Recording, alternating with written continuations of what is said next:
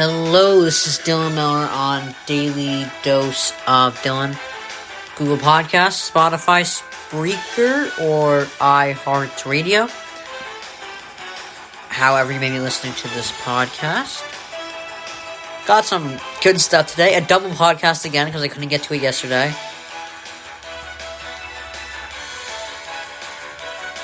Alright. Really, this show is probably going to be centered around Tebow. Him getting signed. That was, I guess not really a shock to me. I heard he was trying out. I just didn't think he'd straight up make a roster. But Tebow, he's easy to root for. And sometimes when a player is easy to root for, we get defensive of him, and I'm a victim of that too. I mean, some of the players I root for aren't easy for some people. Some people don't find LeBron easy to root for. I don't find him easy to root for either. I just like him. But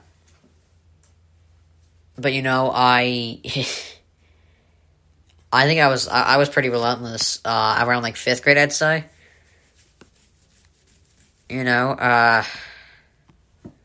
Constantly defending him. And now all I really do is I just get mad when people say he's not even close, because he's close. And the GOAT debate is not over. Not until LeBron retires. Because LeBron's the only current player in the NBA that's even close to Jordan. The only player in the NBA that even compares to Jordan.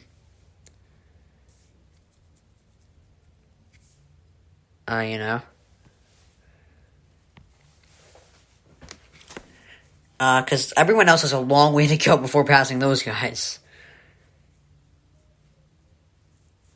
I mean, Curry at best is sorry for the pauses in between here. Curry is probably going to be top 10 at best. But then again, I just want to see Curry playing as long as LeBron has. All right. Anyway, I'm getting off topic. I do this sometimes, but Tim Tebow is easy to root for, or he was easy to root for when he was in the league. He was just a nice kid. And he retired early. He's only 33, right? Let's see this. Urban Meyer's saying he's incredible. Yeah, he's 33 years old. He's not that old right now, and really, because here's the thing: Tebow's he's not a good athlete. He doesn't play baseball well, and he wasn't that good of a quarterback. He was just a product like Tebowing. Is that what it was called? When he kneeled down to pray before games. I don't know, but Tebow mania was insane. Everyone loved Tim Tebow. He was easy to root for, and that's why we're all defensive of him. But, Colin Cowherd's being a lot more passionate about this than I am. But it's just reality, Just because you like someone, and I like Tim Tebow.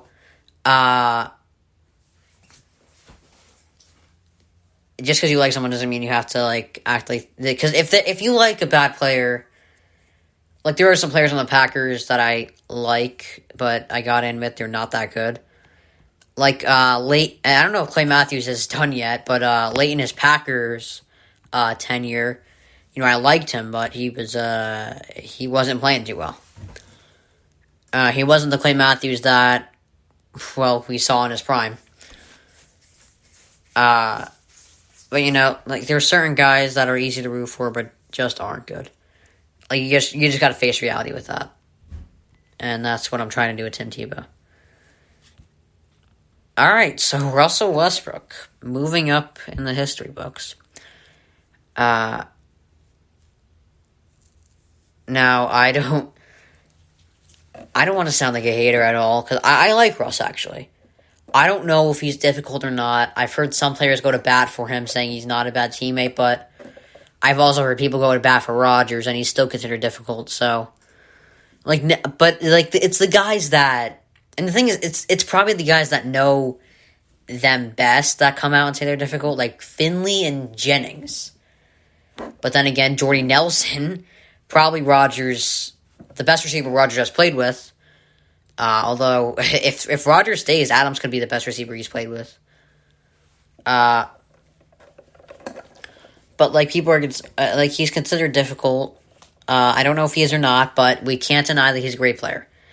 And when you watched the late great Kobe Bryant's final game in the NBA, some people were like, "Oh, he took too many shots. It's a record. He shouldn't have went out that way." And I was just sitting there thinking, like, that's actually exactly how he should have went out. If Kobe came out and broke the record for assists in a game, that's not how he should go out. I know it would make him look like a great teammate, but that's not who Kobe was. And I'm not saying he was a bad person, but he wasn't he was loud with teammates, and that's what you have to do sometimes. But he was not a passer. He didn't pass. He didn't pass. He was Jordan. Basically a carbon copy of Jordan.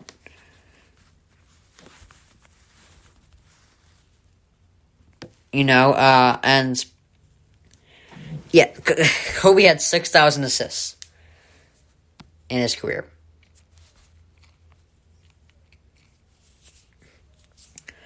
But this is a great job for Russ. But last night was like it defined Russ's career. He showed up with incredible athleticism. He had triple doubles, and the criticism of Russ has always been he can't shoot. And I've always kind of tried to stay away from that. Like, I didn't really care.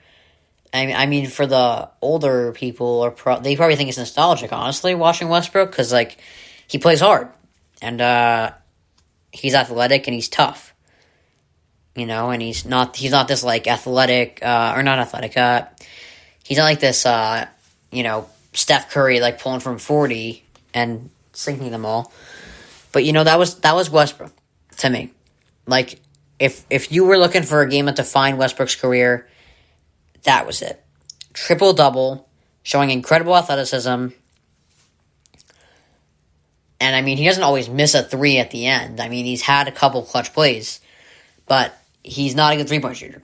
I think last night, or is it 2 nights ago, defined Westbrook. But, don't want to be focusing on the negative here. Well, actually, it's not really that negative, but Russ, congrats. That's, 182 triple-doubles.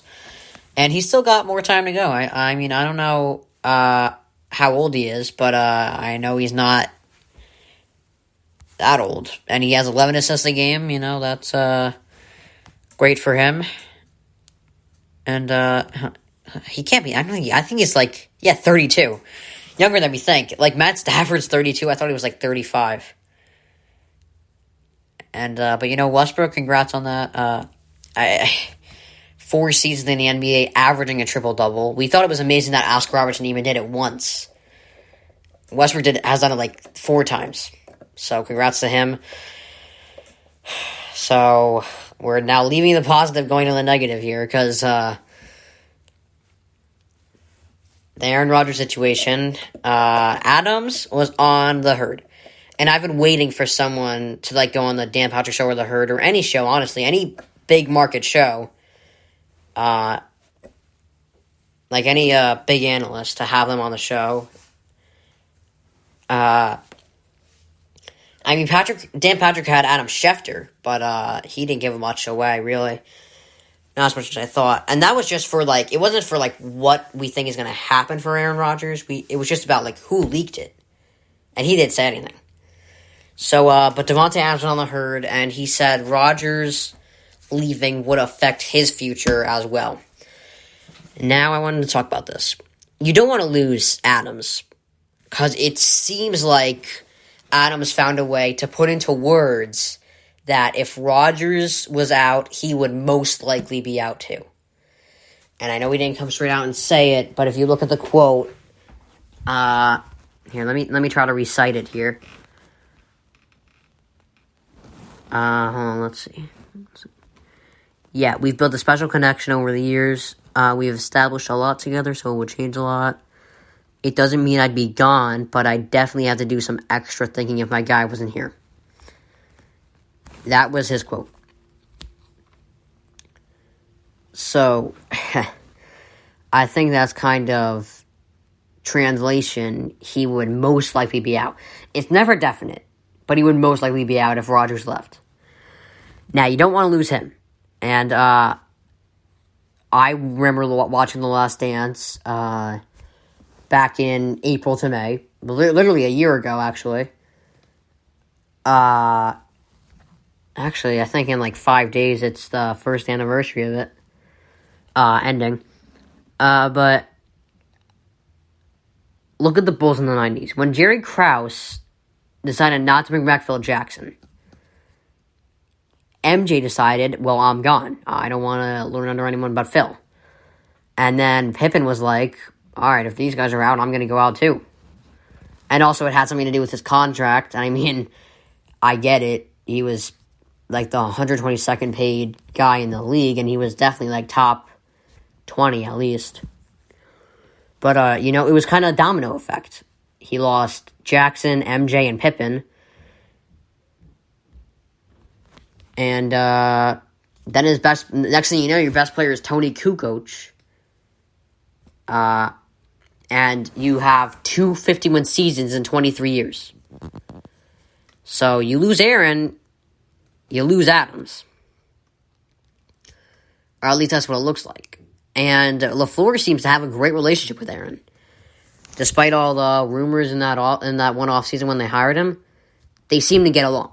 Like, very well. A lot better than McCarthy and Rodgers did. I mean, I always knew McCarthy and Rodgers had their issues. Especially in the last, 2 or 3 years of that era. You saw more eye rolls from Rodgers, more throwaways. So you could even lose LaFleur there. But, even if it's just Adams and you have LaFleur there, you're left with... You lose Rodgers and Adams. So... And your defense is, average. It's not anything special. It's average. It has a couple good players, Alexander, Zadarius Smith. But you're left with an average defense, a rookie quarterback, Alan Lazard at receiver. Like, who do you got there? So you're really left with A.J. Dillon and Aaron Jones, and running backs can't carry a team. So you're really just left with a running game because that O-line's still good. But you're just left with a running game, and that's not going to matter. Who had the best running game this year? Okay, the Ravens. But the Ravens also have a good quarterback, Lamar Jackson.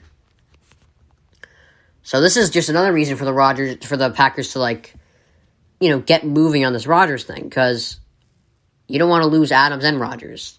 That is a big...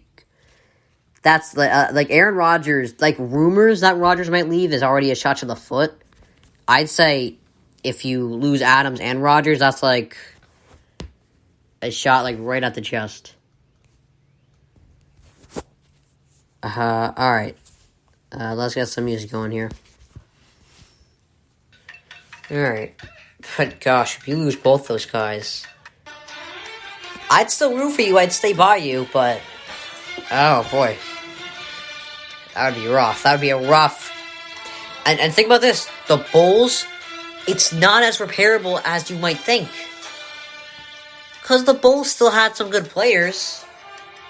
It's not like the 2018 Cavs where they, had just LeBron and then, crap. They had some good players around Jordan and Pippen. So when they lost them, it wasn't exactly the end of the world. But it was a big hit. You lose your 2 best players and possibly the best coach of all time. That's a problem. So, I mean... I don't know. So, alright. Into the recent news here. Jordan Love has a long way to go, apparently, according to Brian Gutekunst. So, you can't trade up to get him and not tell Rodgers. And then just say, oh, we can't...